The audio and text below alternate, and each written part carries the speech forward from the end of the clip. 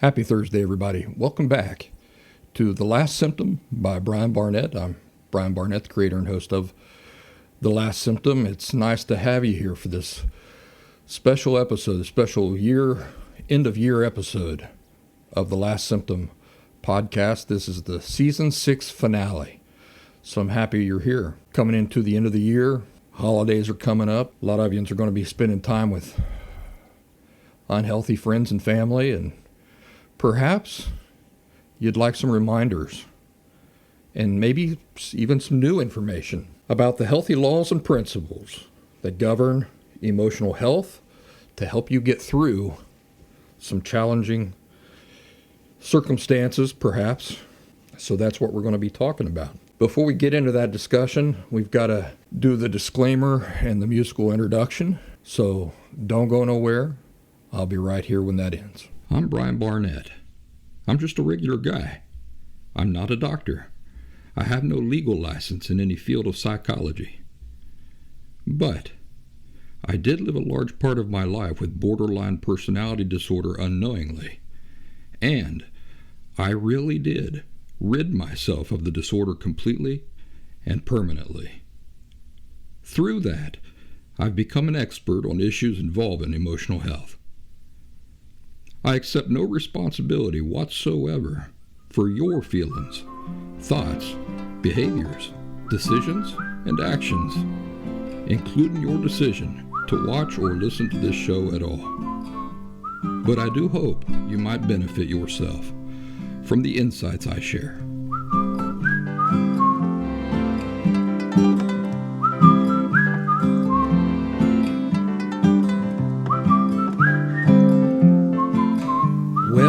Well, here we are, the season 6 finale. The next episode of this show that you hear from me will be entering the 7th season of the Last Symptom podcast. It's been a joy having you all accompany me over the last 6 years or more. And you've seen me grow and evolve. I'm sure you've grown and evolved as well. And I'm happy about that. Looking forward to the future of seeing where Last Symptom takes us. You might be wondering, how's the Last Symptom book coming along? This has been a thing that's been on the burner for years. Off and on I've talked about it, but only recently have I got real serious about it. And it's coming along well. That's the reason why there haven't been more new episodes of this show, if you'll remember. I've only got so much time and attention to give. And so in order to make progress on the book, I've decided to take time and attention away from the Last Symptom podcast. If you've missed having regular episodes of this show, I would just like to remind you, I'm still active on our online community. We still do live streams there on Mondays. That's your opportunity to interact with me one-on-one, ask your questions. And so if you're not a part of our online community, I would strongly recommend that you join our online community. You know, one of these days, all of my content might be there. It's something I've been thinking about. So we'd love to have you on our online community.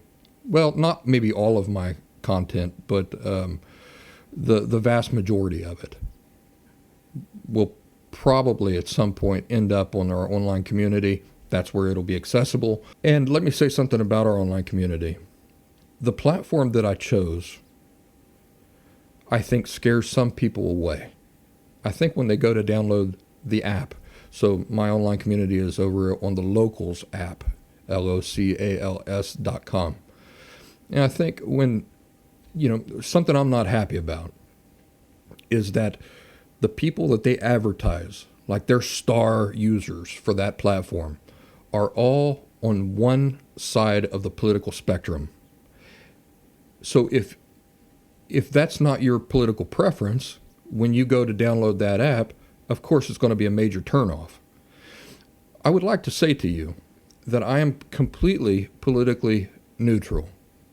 I am not on one side or the other. I hope that if you go to download the locals.com app with an interest of joining our online community, The Last Symptom, that you'll keep that in mind, that you won't let something petty like that keep you from joining our group, getting to know our other members, benefiting from the conversations we have there. I did not pick the platform for political reasons. I picked it purely for free speech interests, but also it's a very nice platform. It allows me to do, it gives me the tools to do all the things that I wanted to be able to do on a platform. I'm happy to have found a home there for The Last Symptom. So consider joining us over there on thelastsymptom.locals.com. That you can go there in your browser, or you can download the locals.com app from your app store and join us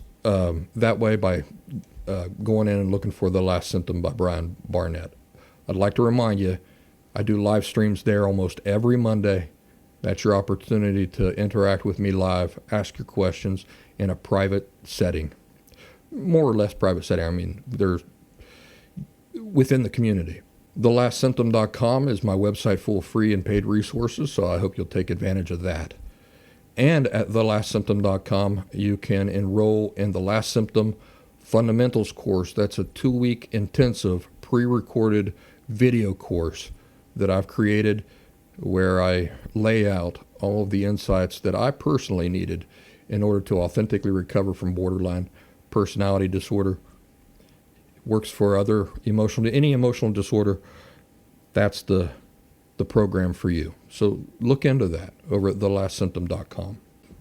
All right, let's get into this discussion about laws and principles to keep in mind so that you can maintain your peace in challenging environments and circumstances. I'm thinking specifically like you're around unhealthy family members, unhealthy friends and family. You feel an obligation to spend the holidays with them, or the time that you get off for the holidays to spend with them. And there might be challenging conversations or encounters that come up with these unhealthy people that you end up having to spend time with. So some of these will be reminders. Some of it will be brand new information. For example, the first thing we're going to talk about: 2 distinct reasons for letting yourself be wronged. Did you know that there's a healthy reason you'd allow yourself to be wronged, and there's an unhealthy reason why you'd allow yourself to be wronged? What's the unhealthy reason a person would allow himself or herself to be wronged? It comes down to an inappropriate understanding and perspective regarding value. One's own value. And without getting too deep into the conversation, there are 2 different value system types that exist in life. There's the commercial value system type. It's the only one that unhealthy people subscribe to. In the commercial value system, value does not exist with a thing itself. Rather, it comes from outside of itself. And it is contained in what people think of that thing. And more specifically, how people feel about that thing. So to give you an idea, a car doesn't have its own value. Where does a car's value come from? It comes from people wanting the car.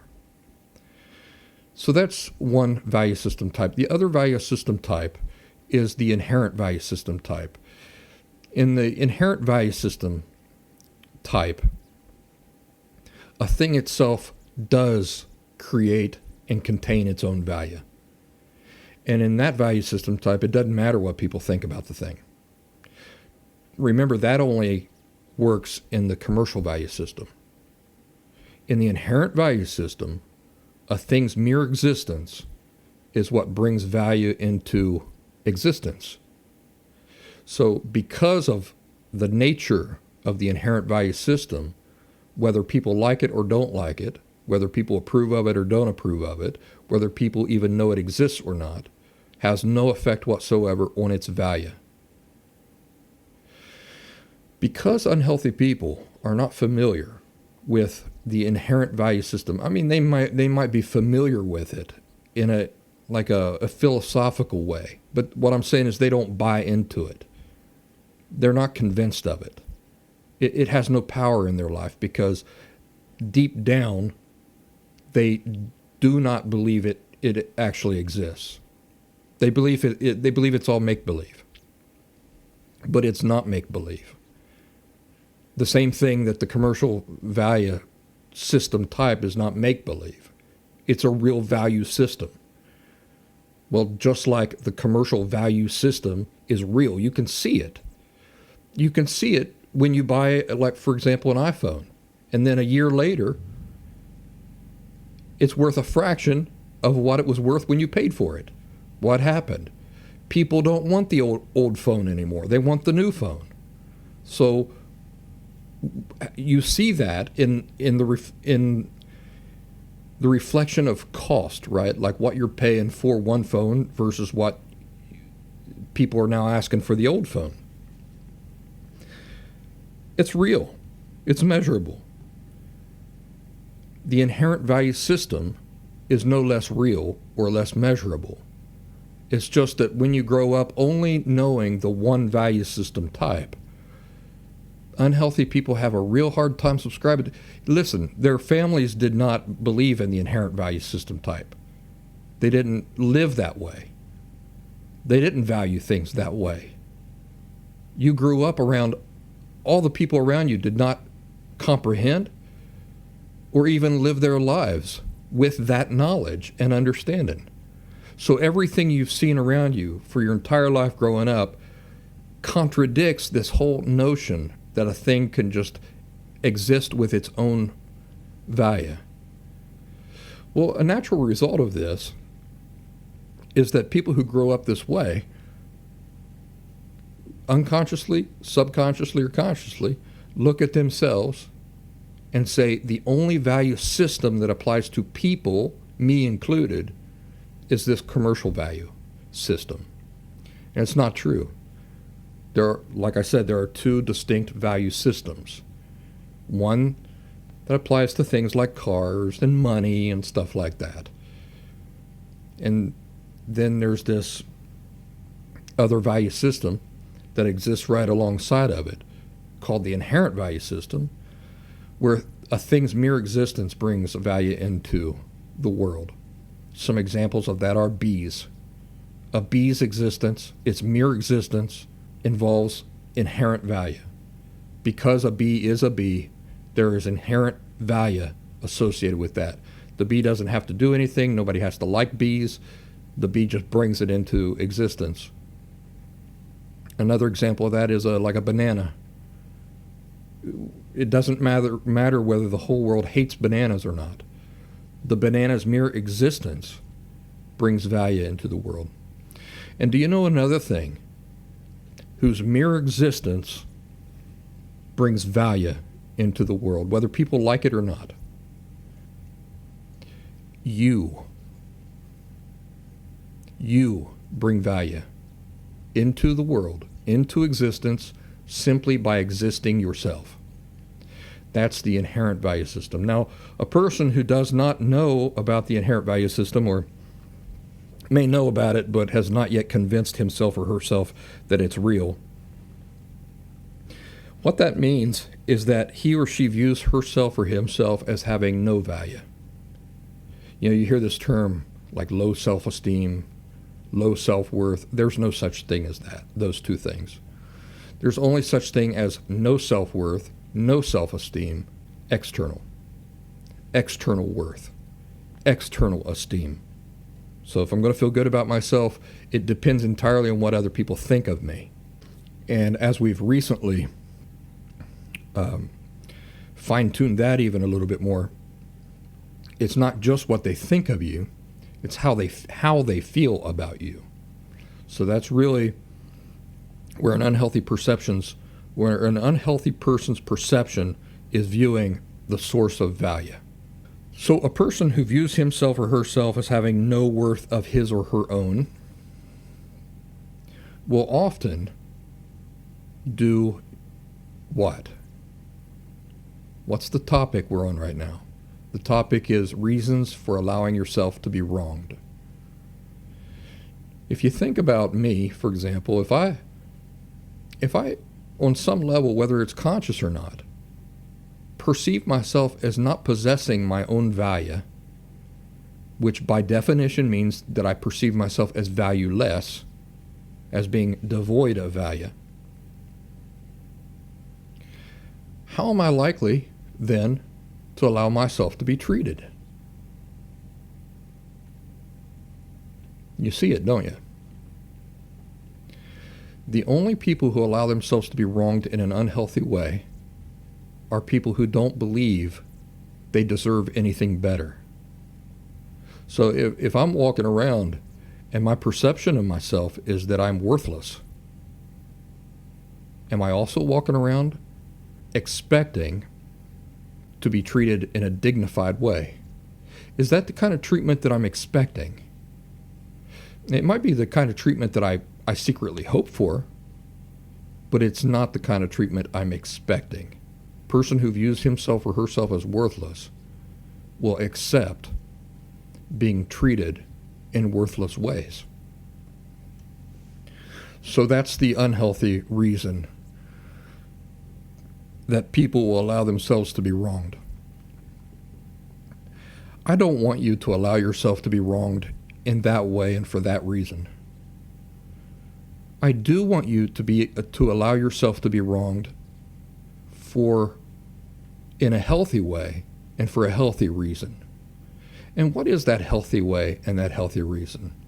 Just like when a person is unhealthy and views himself or herself as not possessing his or her own worth, in other words, the person's existence brings it into being, and that creates some interesting effects in that person's life, their expectations, the way they look at life, the way they think about themselves. The same thing is true for healthy people who do know that their existence brings value into the world, its own value, the inherent value that comes with being a person and being in existence. And one of the interesting side effects of living with the certainty of inherent value is security with self. Security with self. Now, I want you to imagine this. A person who is completely secure with himself or herself. Why might such a person allow himself or herself to be wronged? You know, it's interesting when you think about the unhealthy person allowing himself or herself to be wronged. Isn't that because of insecurity? I don't deserve anything better. I don't want this person to leave me. I don't want to lose this abusive relationship because I don't deserve. I'm not certain that if I lose this relationship or this person, that I can go out there and that I can find anybody else who will want to put up with me. Isn't that true? That's why an unhealthy person will sit there and stay in an abusive relationship, endure abuse, endure being wronged. But now we're talking about the healthy person now, and the healthy person has complete security with himself or herself. I have value whether this person recognizes it or not. I'm not worried about going out and finding another partner because I don't need that to feel good about myself. But here's another interesting effect of inherent value when a person lives with it, and that security with oneself. The person who is secure with oneself because they're completely confident in his or her value, inherent value, when that person gets into a situation where somebody is being abusive, let's say, name calling, getting angry, showing contempt for the person who is healthy, treating the person who is healthy in an unhealthy way. An interesting side effect of being secure with oneself and confident in one's value is that this treatment coming at you doesn't mean anything. Let me tell you what I mean about that. All right, a little disruption there. My neighbor has a generator.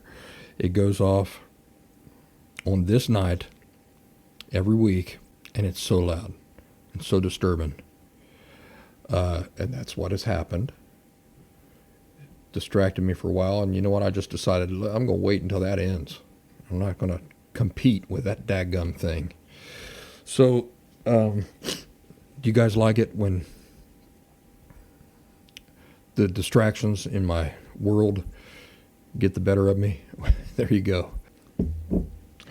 So we were talking about, the natural effects of somebody who believes that their value, it works on the commercial value system type, natural effects on that person compared to the person who lives with the security of possessing inherent value.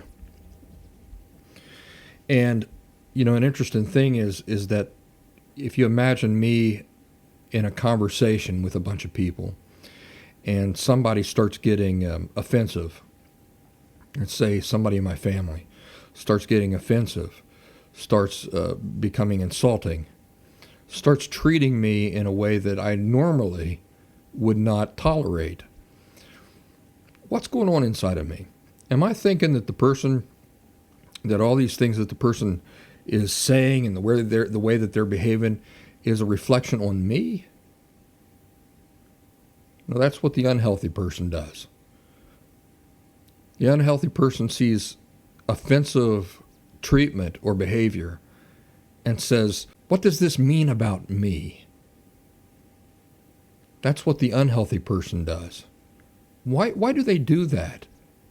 Remember, it all comes down to value. Where does value come from? And according to their unhealthy perspective, value comes from what other people think. It comes from outside of you. It's something that's bestowed upon you, but you never actually own it. It never actually belongs to you. It's just something that's projected upon you. And it's projected upon you by other people. Now, let's go back to the healthy person. The healthy person is in a situation where somebody is being insulting, treating the healthy person in an undignified way, getting angry, maybe saying some abusive things. What goes through the healthy person's mind? Remember, the healthy person, from the healthy person's perspective, his or her value is not coming from that other individual. That other individual, whatever that individual thinks and feels, and no matter what, has no effect whatsoever on the healthy person's value. So what's going on in the healthy person? Is the healthy person thinking, what am I doing wrong? What does this mean about me? No. Instead, the healthy person is thinking, what must be going on inside of that unhealthy person? Now, something interesting happens when you love somebody. You know what that is? When you love somebody and you have complete security with yourself, which just means that you understand that your value as a person is something that your existence brings into being. Because your existence brings it into being, it can't be taken away. Nobody, it doesn't matter what people think. So it's never at risk of, it's never at risk of going away. of being taken away from you. So you don't live with that insecurity. You don't live with the insecurity like, if people don't like me, then something's happening to my value. My value is being taken away. Now, when you combine that type of security with love for somebody, sometimes, in certain circumstances, a healthy person will be willing to let himself or herself be wronged. Why? Because of understanding, patience, compassion, love. I love that person. This behavior, this wrong behavior coming from them, means that they're in pain, they're hurt, they're scared, they're insecure. In other words, I'm going to allow myself to be wronged because I realize that this is telling me something about them. They're going through something painful or uncomfortable or uncertain. And I don't have to worry about it assaulting my sense of value. Like, I'm not going to, no matter what they say to me, no matter how they treat me, I'm not going to feel worse about myself after this. But I am concerned about them. I'm concerned about what's going on inside of them. So I'm going to allow myself to be wronged because of that. It's not coming from me not valuing myself. It's not coming from me not knowing that I deserve to be treated better. I deserve to be spoken to better. But their behaviors, the way they're talking to me right now, it's not a reflection on me. It's a reflection on something going on inside of them. Their state of health, their state of security with their own selves. So I will tolerate it. I will tolerate being wronged because I care about them.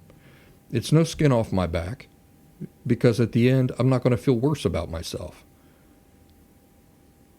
It's not going to do any damage to me.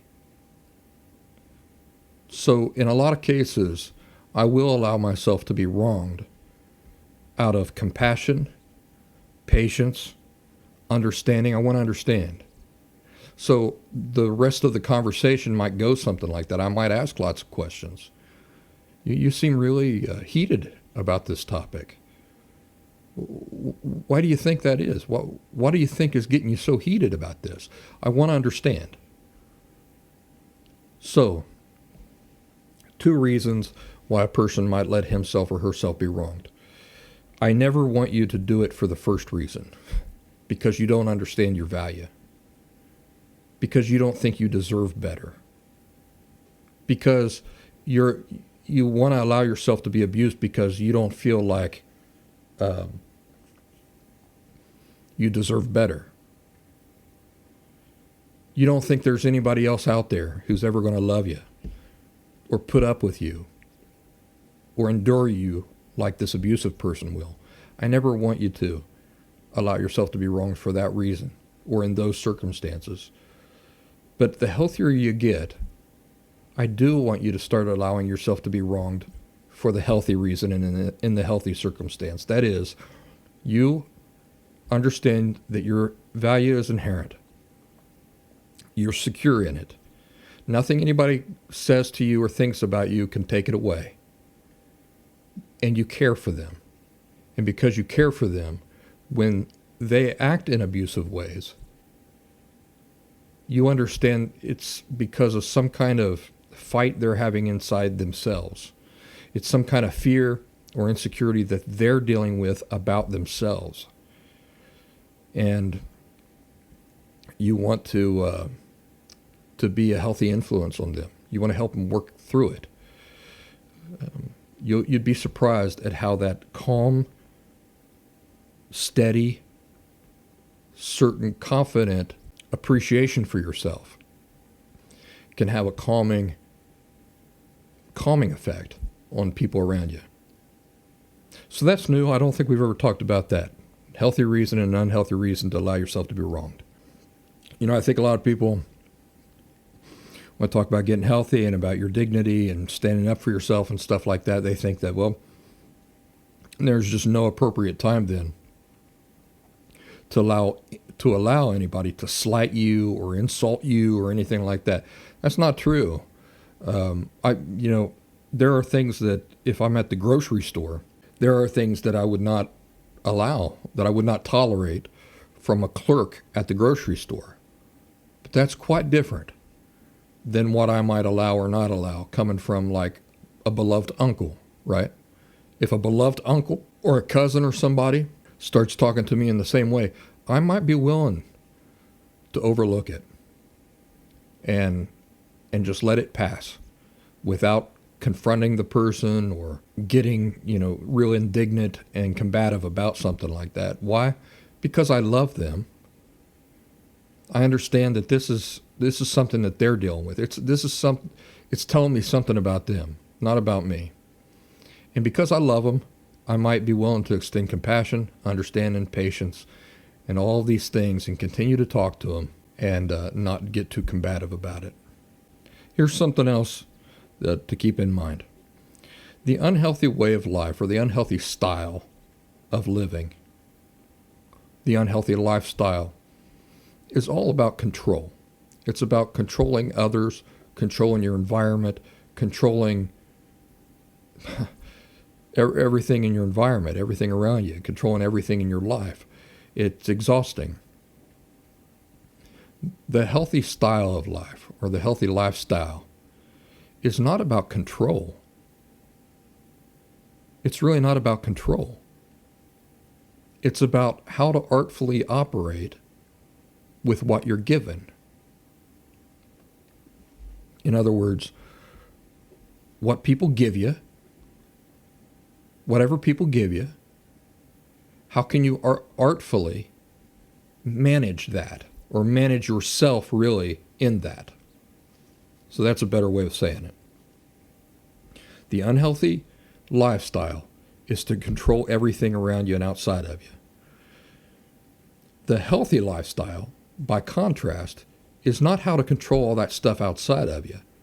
It's how to control yourself given those things. So this is not a law that I've named. This is a law that engineers and scientists and everybody are aware of. It's called the law of conservation of energy. Are you familiar with the law of conservation of energy? This is something that people learn in grade school. I know because my daughter just learned this. Did you know that in all the physical universe that we exist in, the physical realities that you exist in, energy cannot be created or destroyed? Surely you've heard this. Energy cannot be created or destroyed. It's called the law of conservation of energy. What's that mean? In practical terms, what it means is, like, for example, we can't create fire. Did you know that? We can't create fire. What we do is we take wood, like firewood, and we convert it from wood into fire. So we're not creating something from nothing. We're just taking the energy that exists in the firewood and converting it into flame. So that's a really practical example. So all of the energy in the physical reality that you and I exist in remains constant. It can only change forms or transfer from one object or system to another. It can't be created or lost. It can only be harnessed or transferred. You know, I learned this on my own during my authentic recovery. This was not something I studied. It's just an understanding that I came to on my own. Healthy people know it. Healthy people know that energy can't be created or destroyed. They know it intuitively. Whether they're consciously aware that they know this or not, one of the reasons why they're healthy is because they live in harmony with it. So on some level, they understand it. And it's something I figured out while I was going through my authentic recovery. Unhealthy people have not yet realized the significance of what the law of conservation of energy means. They're still living contrary to it. They're butting heads with it, clashing with it all the time. They fight against it. They live lives of trying to create and destroy energy. Energy coming from other people and circumstances. You see, that's what part of the thing of control. I'm going to control it. If I don't like it, I want it to cease. If I do like something, I want it to come into existence. That's not the reality we live in. Healthy people, whether conscious of it or not, have learned to not fight against the law of conservation of energy. What do they do instead? What do we do instead? We harness it. We harness it in different ways. We take energy and we harness it, or we redirect it, or we get away from it. But we don't try to make it disappear, and we don't try to cause it to come into being. Every argument you have is energy. Every conflict you have is energy. Every expression of free will by another person is energy. Every dealing you have with people in your family and out in the world is energy. You can't abolish it, nor can you create it. So what's left if you can't abolish it and you can't create it? You can harness it, you can redirect it, or you can get away from it. Those are the only options you've got. Can I give you some real life examples of this? Where the law of conservation of energy applies to relationships, to your dealings with people in the world and society and everybody out there. Yeah, I can give you some real life examples. The law of individual inherent rights, responsibility, and authority. We talk about it all the time. Free will. People are going to do what they want to do. And what that means is if somebody's not doing a thing, they don't want to do it. That's what that means. It's not as simple as people just do what they want to do. There's a lot of insight to be gained from that simple statement. It means that if I'm saying I want to get healthy, but you don't see any change in my behaviors or anything, you don't see any change in my lifestyle or anything, the way I'm spending my time, you don't see any change in that. I'm still doing the same things, same routines. What does that mean? It means it doesn't matter what I say. If I'm not doing it, it means I don't really want to do it. I want to do something else more. I may say that I want to lose 20 pounds, but if I don't change anything about the way I'm living, do I really want to lose 20 pounds? No, because people do what they want to do. So if I really wanted to lose 20 pounds, what would you see? You would see me losing 20 pounds. Oh, I would really love to spend the weekend with you next week. Well, what happens if I'm not there? I didn't want to do it. It doesn't mean that the idea didn't appeal to me. It just means that I didn't really want to do it more than I wanted to do some other things. If I tell you I would love to spend next weekend with you, but I can't. Well, why not? Because I need to clean my house. What does that mean? It means I don't really want to spend next weekend with you. What I really want to do is clean my house. Whatever I want to do most, it's even more complicated than it needs to be. I only do the thing I really want to do. So there might be ideas that appeal to me, but what I want to do is what I'm doing in any given moment. Now, there might be lots of reasons why I want to do that. Maybe I feel a tremendous obligation to do a thing. Nevertheless, I'm doing it because I want to do it. That is what I perceive as the most important. There's where the biggest reward is. There's where the greatest value is in me doing the thing that I'm doing. I would love to go to a movie with you, but I need to write this report. What does that mean? It means that I view writing the report as possessing the greater value over going to see a movie with you. So what am I going to do? I'm going to do what I want to do, which is write the report. I may complain about it. I may, express a lot of discontentment with having to do it. Being content or not has nothing to do with what I want to do. When I say that a person does what they want to do, I don't mean necessarily that it's what they're most enthralled with doing or what they're going to enjoy doing the most. I'm just saying that that's where they perceive the greatest value, the greatest returns of value. I have to write the report because that's where I perceive the greatest returns of value. There's more returns of value there than me going to the movie theater and seeing a movie with you. People do what they want to do, and what that means is where they perceive the greatest value. So, I expect you to get healthy. I expect you to get healthy and recover from your emotional disorder. Okay, I will. If they don't, what does that mean? It means they perceive greater returns of value in not doing it. What they really want to do is stay unhealthy for whatever reason. How about some other examples of not fighting it? So here's my point about not fighting against the law of conservation of energy. Law of individual inherent rights, responsibility, and authority combined with people do what they want to do. You can't make a person do what you want them to do. So I don't even try that anymore.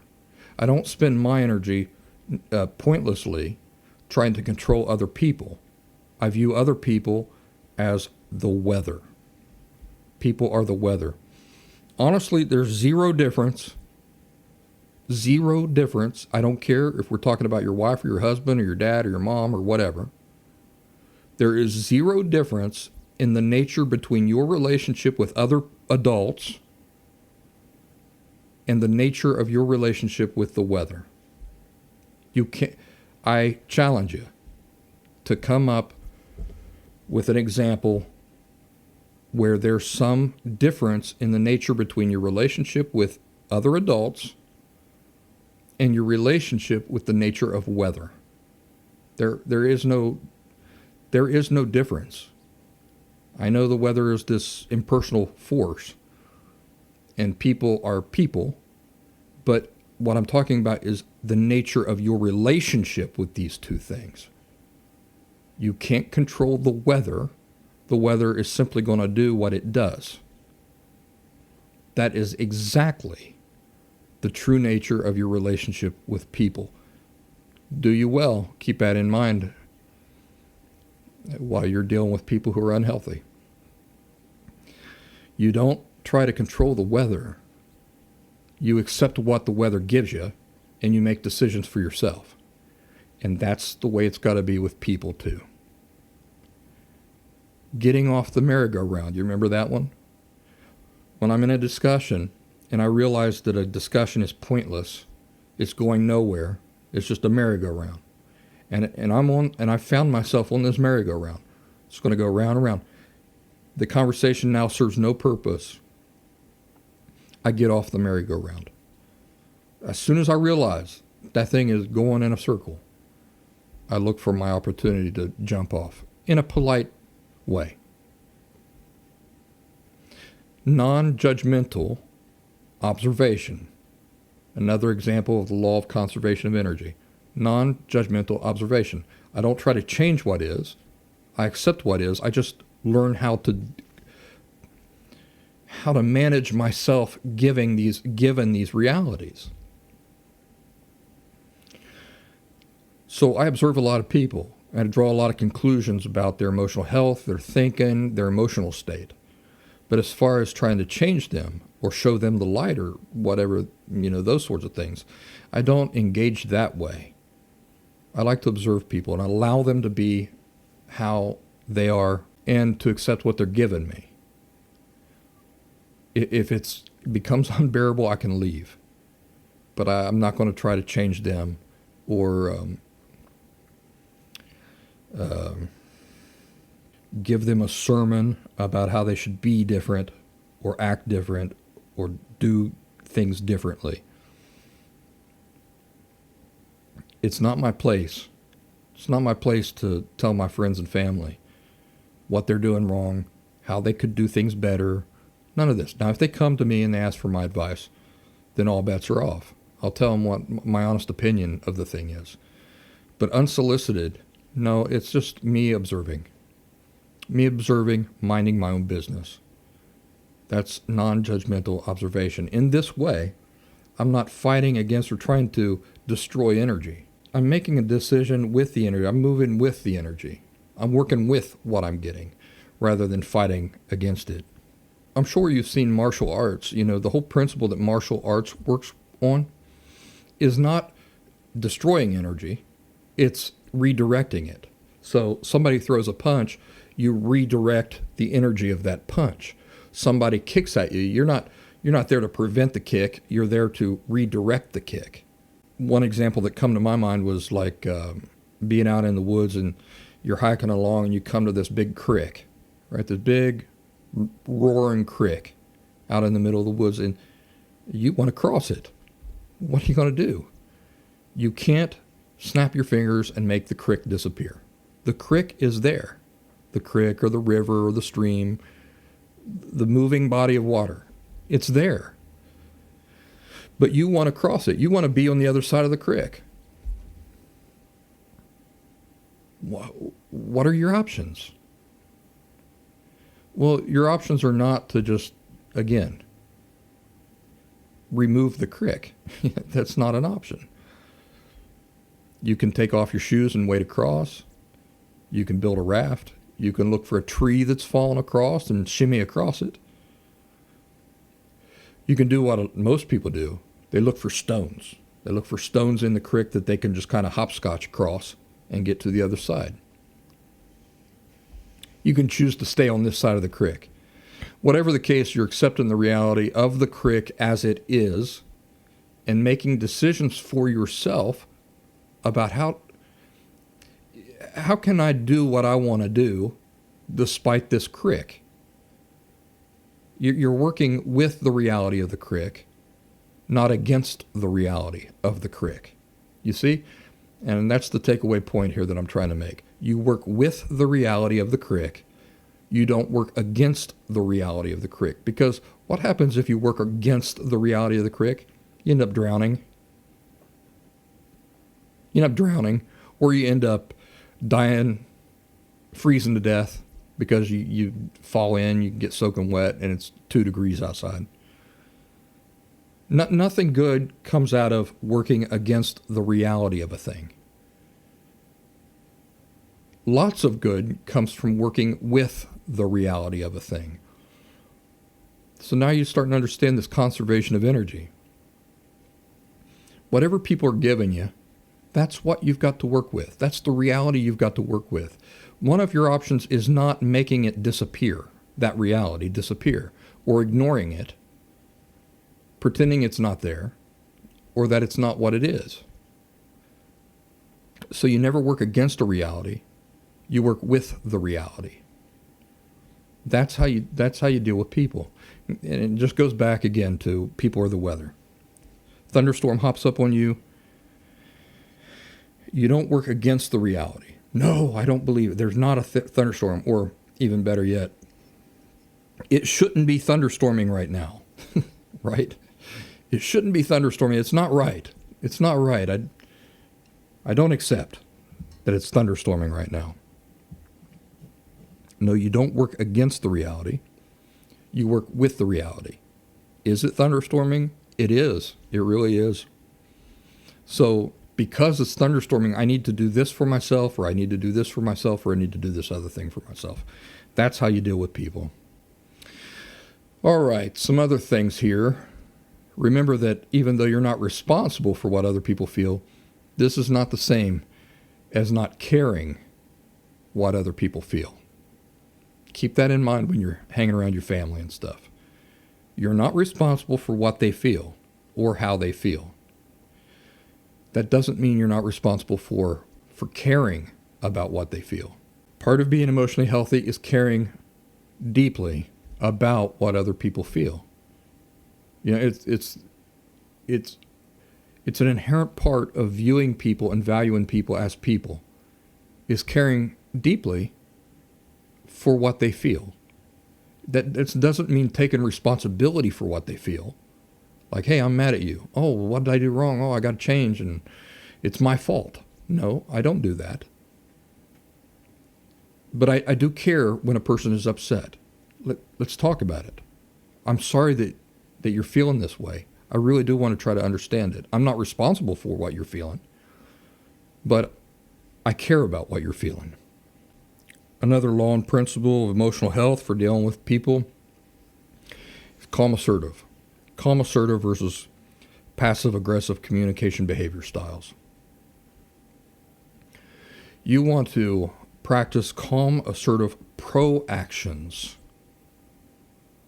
rather than reactions. Part of emotional health is being proactive. You're trying to steer yourself in circumstances that have the best results, rather than simply waiting for your surroundings to behave in a certain way and you simply reacting to things. If it's within your power to prevent, for example, an argument, why wouldn't you do that? I look in conversations with people where I think the conversation might be headed into that merry-go-round. I try to steer the conversation in other directions before I ever get on that merry-go-round. Now, we talked before about how I might find myself on the merry-go-round. Once I realize I'm on the merry-go-round and I see that it's pointless to continue in that line of discussion or whatever, then I look immediately to get off. But what's even better than that is to be so skilled that you can foresee possible problematic directions that conversations might go in and steer yourself away from them so that the merry-go-round never gets started. See, that's a calm, assertive proaction rather than just a reaction. You always want to try for calm, assertive proaction. Think of you as having your hands on the handlebars of a bike. You are steering that bike to the best of your ability. Now, you have no control over what the landscape is going to do, right? So there may be times where you find yourself riding that bike on a landscape that you say, well, this is dangerous, or it's pointless, or whatever. I don't want to be on this landscape. You're already there. What do? You just keep driving straight ahead? No, you get off the bike or you turn around. But just like that bike, if you look ahead and you see a cliff, it doesn't just sneak up on you, but you can see it far off in the distance. Well, what are you going to do? You're going to steer that bike away from the cliff. And that's what I think of as like calm, assertive proactions. Sometimes things are going to sneak up on you because you're not omniscient. You're just a person. But in a lot of cases, you can foresee trouble and you can avoid it. That's taking a proactive approach in a calm, assertive way. Let's see here. How about the pebble in the shoe principle? You remember what the pebble in the shoe principle is? That's the principle where I don't sit around completely conscious of every single thing I'm feeling every day, every minute of every day. What I've learned to do instead is when I go from feeling good to feeling not so good, that's when my attention goes to my feelings. So most of the time I feel good. I'm feeling peaceful with life and content. But then there's an irritation. And I call it the pebble in the shoe principle. Have you ever been on a walk and gotten a pebble in your shoe? You notice it immediately, don't you? I mean, your attention goes right to it because just a minute before you were walking and you were feeling comfortable and everything was fine. But the minute that irritation gets in your boot or your shoe or your sandal, you notice it. Then what is it a matter of? It's a matter of how much further do you want to walk with that irritation? Do you want to keep ignoring it? Do you want to see how far you can go? Maybe it'll take care of itself. Don't wait. Stop, take off your sandal, try to find out where that irritation is and shake it out of your shoe. So that's the way I live my life. Most of the time I'm content and I feel just fine. I'm not sitting around constantly like, what am I feeling right now? Hey, what am I feeling now? What am I feeling now? I don't do that. But what I do is when I go from feeling fine to feeling not so fine, my attention goes there. I'm feeling irritated. Now I want to examine that pebble. What is the pebble? What is the source of irritation? Okay, it's the way that this person spoke to me. Why is that irritating me? It reflects a lack of value for me as a person. All right, what can I do about that? Well, I can address it with the person, or I can get away from the person. I can end the conversation. Or if it's somebody I care about, I can overlook it because I say, you know what is this telling me about them? But whatever the case, I don't ignore the pebble. I call that the pebble in the shoe principle. Remember that feelings aren't good or bad, right or wrong. It's a pillar of the last symptom. Feelings aren't never right or wrong, good or bad. But here's what I'd like you to do when you're dealing with unhealthy family members. Learn to distinguish between somebody expressing how they feel about things and other forms of communication. I'll give you an example. When my daughter was a little girl, little baby, I asked her to clean up her room or something like that, and she said, I don't want to. Now, a lot of parents would have just flipped out over that. I didn't. Why didn't I? Because I had the insight to identify that what she was expressing was a feeling. She wasn't saying she wouldn't clean her room or pick up her toys. I don't remember exactly what it was. She wasn't saying she wasn't going to do those things. What was it she said again? She said, I don't want to. Now, a lot of people will hear something like that. They hear a challenge. What they actually hear is, I'm not going to do that. But that's not what she said. What she said was, I don't want to. And what is that? That's the expression of a feeling. She's expressing to me her feelings about doing it, not whether she will do it or not. She's telling me how she feels about doing it. And so I didn't get mad at her at all. I said, if I were your age and somebody asked me to pick up all these toys, I wouldn't want to do it either. I can't blame you. I still need you to do it, though. So I showed value for her feelings. I did not judge her feelings as being good or bad, right or wrong. I didn't take offense at what she felt. So you can make sure that you're doing that too with your family members. Learn to distinguish these expressions that are really reflective of how they feel about things rather than personal insults or their conclusions on things or their thinking on things even. It may just be how they feel about things. So think about a political discussion. Somebody starts talking about Joe Biden and you love Joe Biden, or somebody starts talking about Donald Trump and you love Donald Trump. Try to distinguish. Are they telling me like analytical conclusions that they've arrived at? Or are they really, or what they're really doing expressing their feelings about something else to me? A lot of people who complain about a politician, what they're really giving you an opportunity to see is their value system. Now, you may agree or disagree that the politician embodies those values or not. But regardless, it's still an opportunity for you to see that this person you care about values that quality or that principle. I hear over and over again, principle about kindness, about being nice to people, about speaking in a dignified way to people. those sorts of things. Well, who can argue with that?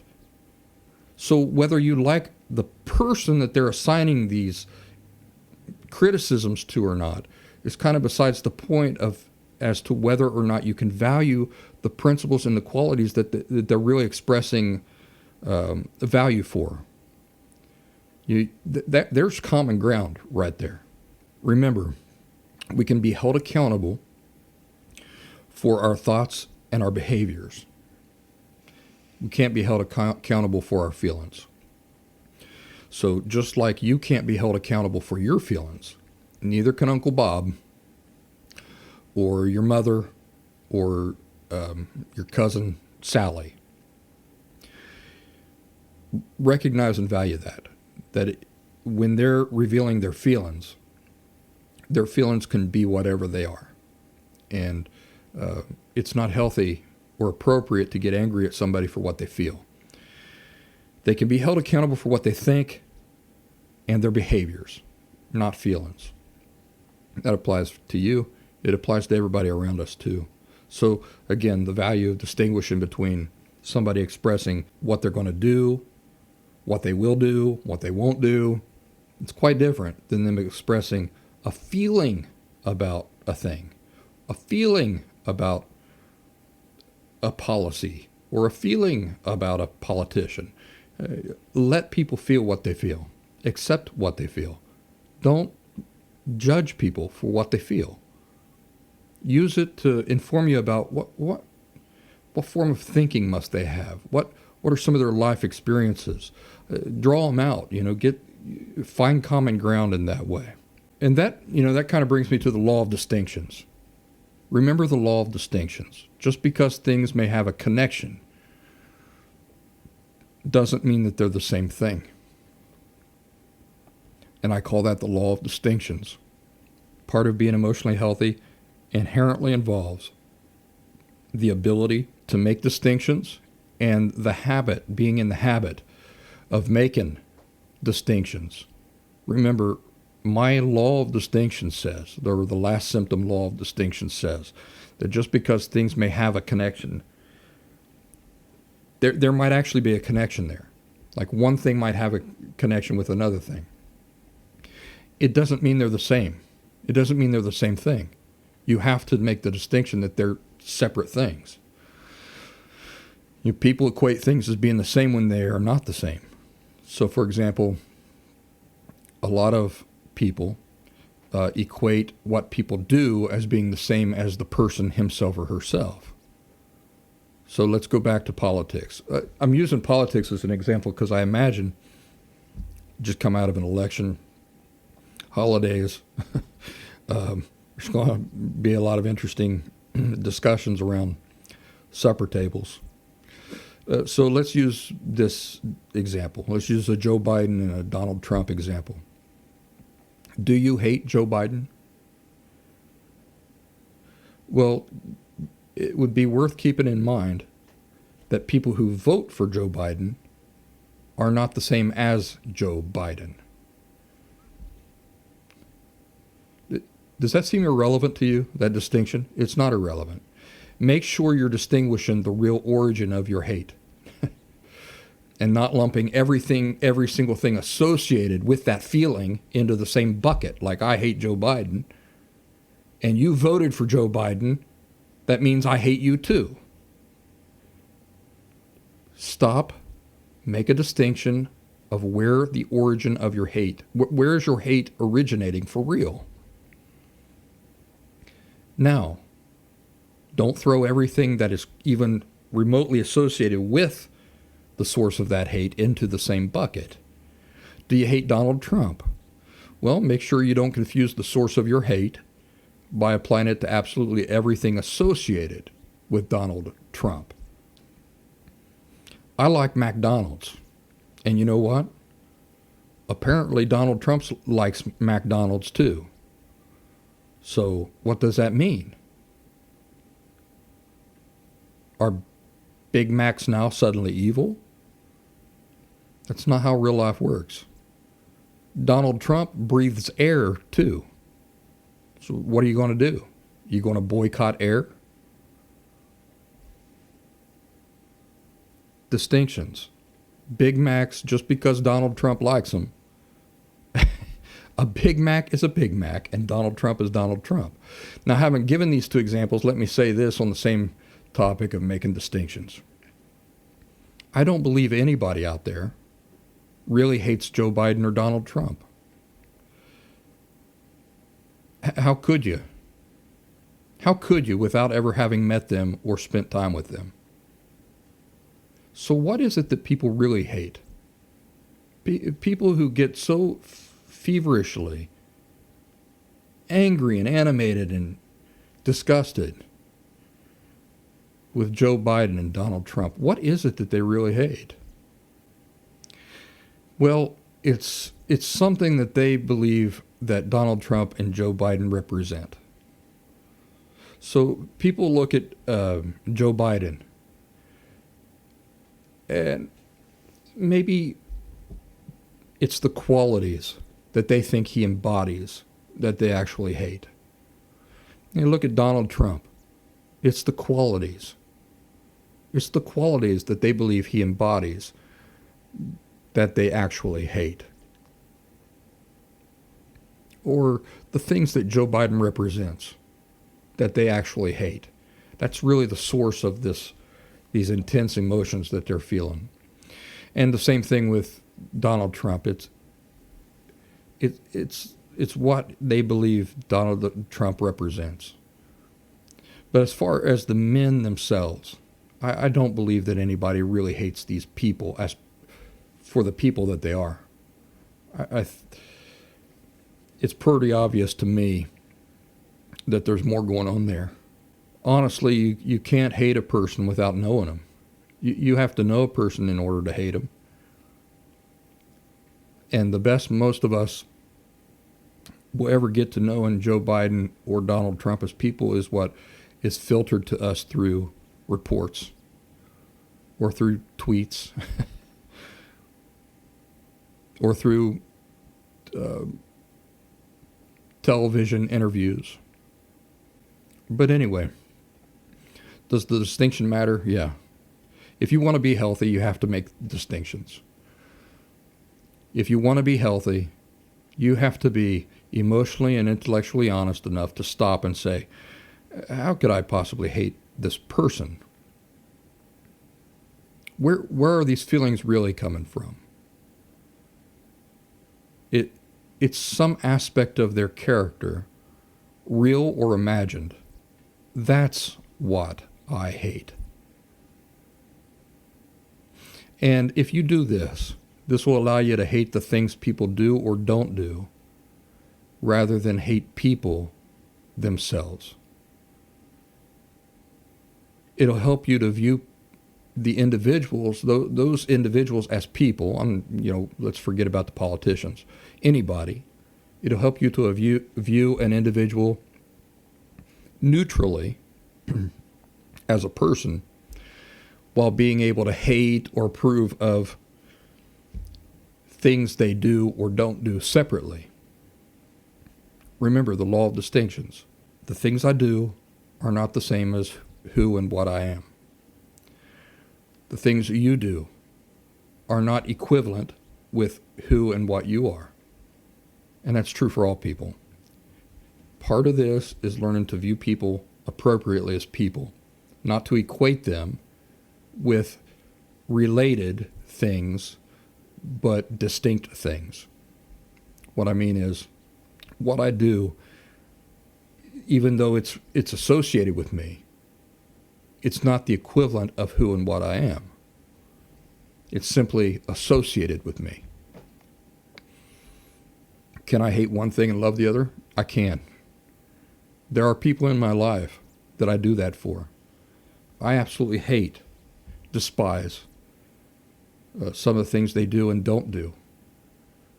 But I love them, the individual I love. And I wish that they would do things differently. I have hope that they will come to their senses, do things differently, think differently sometime in the future. Until they do, I will love them as much as I can. I don't equate what they do or don't do as being exactly the same as who and what they are. The law of distinctions. So this is a new law that I'm going to reveal to you today, that I'm going to call, it is very tightly related to the law of distinctions, and it's a law that I'm going to be naming the law of hate. The law of hate. The last symptom, law of hate. And what this law says is that it's healthy for us as human beings to hate the things people do or don't do. But it's never healthy to hate people themselves.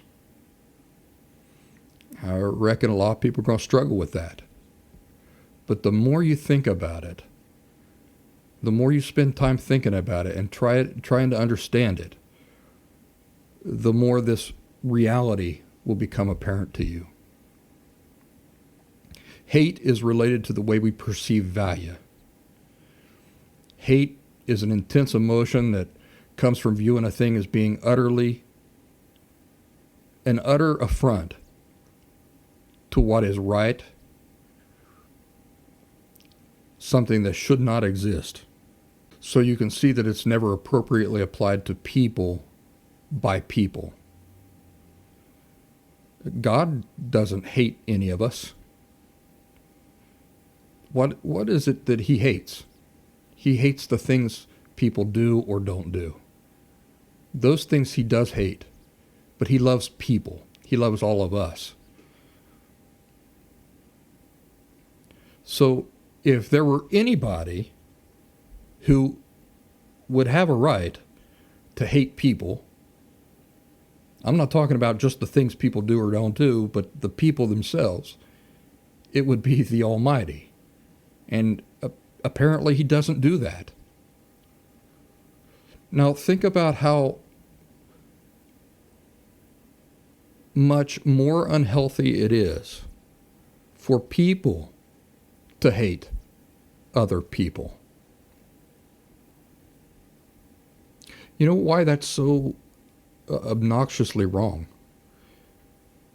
Is because if you hate another person, there's something I need to remind you of. So what I'm saying is, if you're looking at a person, a human being, and you're not just hating the things he does or she does or doesn't do, but hating the person himself or herself, there's something I need to remind you of. You're a person. You're a person.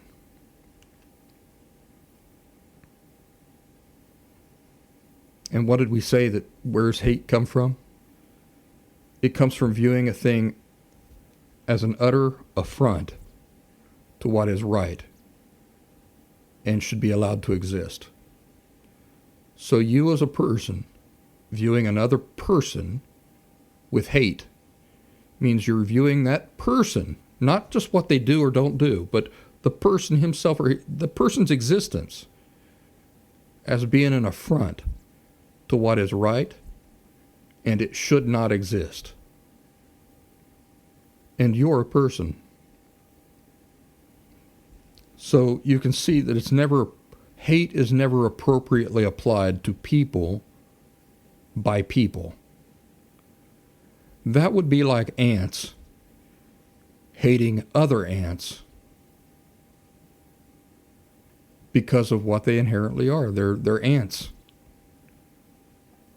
So the only healthy form of hate when directed at people by people is making the distinction that it's actually the thing that a person does or does not do that you hate, not the actual person himself or herself. The law of hate, which is simply a branch of the law of distinctions. And I think we've gone over time. We're going to stop right there, folks, and I hope you appreciate this episode of the Last Symptom Podcast. Going to go into a new year, and I'm coming up with some ideas for what we're some changes we're going to make moving into the future, some improvements to our ways of doing things here in Last Symptom Land. And I haven't ironed them all out yet, but I reckon I got a few weeks to do that. I hope you all have a safe next several weeks, and your activities over the next several weeks, travel, vacations, things of that nature. Be safe. Apply these laws and principles that we've talked about here. It will make your life easier. It'll make you happier, and it'll have a better effect on family members and challenging folk. A much more positive effect than if you just contribute and participate in their unhealthy ways of doing things. Trying to think of something clever to say here, close the show, and I can't think of anything. It's too late. I think you can see I'm getting pretty tired. Y'all take care. I'll see you in the next episode. Season 1, Episode 7, or Season 7, Episode 1. Y'all take care. I'll talk to you soon.